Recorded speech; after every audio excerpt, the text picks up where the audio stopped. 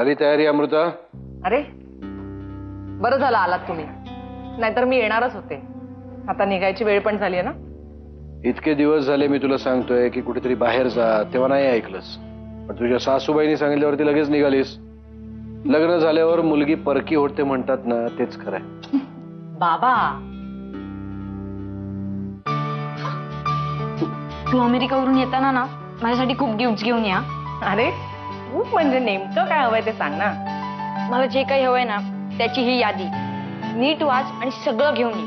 शाण्या, एवढी मोठी यादी दिली आहेस? आधी तिला यादी तर वाचू दे, मग तीच ठरवेल मला काय आणायचंय ते. अमृता, मला वाटतं तू एक 4-5 लाख रुपये तरी घेऊन जा, तरच या यादीतल्या सगळ्या गोष्टी येतील. आईला या किल्लेदारांच्या मायला सगळी एका माळेची मणी आहेत रे. काय झालं आता चिडचिड करायला? अगं जे व्हायचं होतं तेच झालं. वामण्याचा डाव सक्सेसफुल झाला माहिती का. मला हे कळत नाही, 1 रुपया बी कधी न सोडणार हो दादा, त्या बँकेचं चेअरमन पद कसं द्यायला तयार झाला. मला तर कधी कधी शंका येते दादा बी याच्यामध्ये सामील आहे की काय. तुम्हाला आधीच सांगितलं होतं गाफील राहू नका.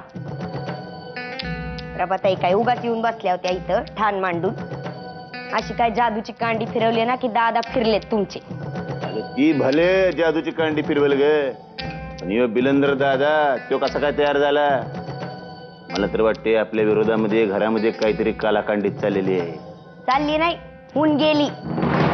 आता तुमचे वामन दादा त्या बँकेचे मोठे साहेब झाले. आता जाऊन विचारा शिपायाची तरी नोकरी देत आहेत का. आवाज काढेन साहेब. वाकणे, सगळी तयारी नीट झाली आहे ना? होय साहेब, सगळ्या संबंधित व्यक्तींना फोन झालेत माझे. आडारकरांचं काय? त्यांच्याशी बोलणं झालंय तुम्ही सांगितल्याप्रमाणेच. उद्या राजीनामा देतील ते.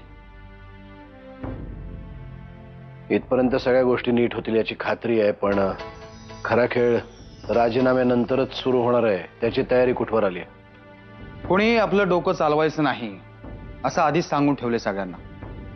तुम्ही म्हणालात तसंच होईल सगळं. वाकणीच आडारकरांनी राजीनामा दिल्या दिल्या खरी खेळी सुरू होणार आहे. त्यांचे कट्टर समर्थक एकत्र झाले पाहिजेत. आडारकरांनी असं काहीतरी होणार आहे असं म्हणून त्यांना आधीच चिथवून ठेवलंय. वाकणी, सगळं आपल्या मनासारखंच होईल याची खात्री आहे मला, पण तरी सगळ्या गोष्टींवर बारीक लक्ष ठेवा. साहेब, तुम्ही अजिबात चिंता करू नका.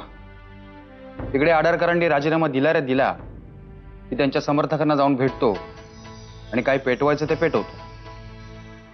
पांडू, वामनला चहा दे. डोकं अंग जड झालंय आत्या. बस बस बस. होणारच. रात्री झोपेच्या गोळ्या घेऊन झोपला असेल ना.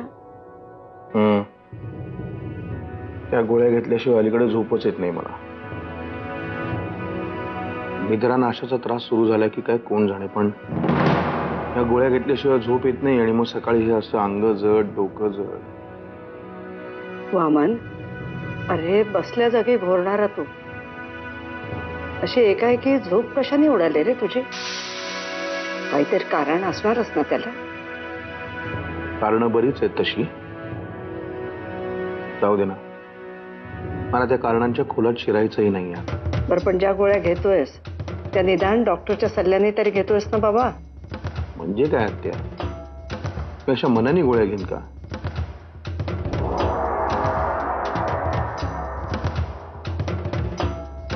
डॉक्टरांना विचारून त्यांच्या सल्ल्यानेच घेतोय गोळ्या. रोज रात्री चहातनं किंवा दुधाबरोबर दुधातनं घ्यायला सांगितल्यात मला.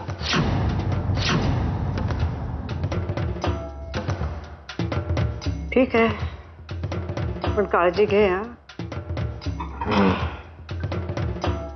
हा आई ग.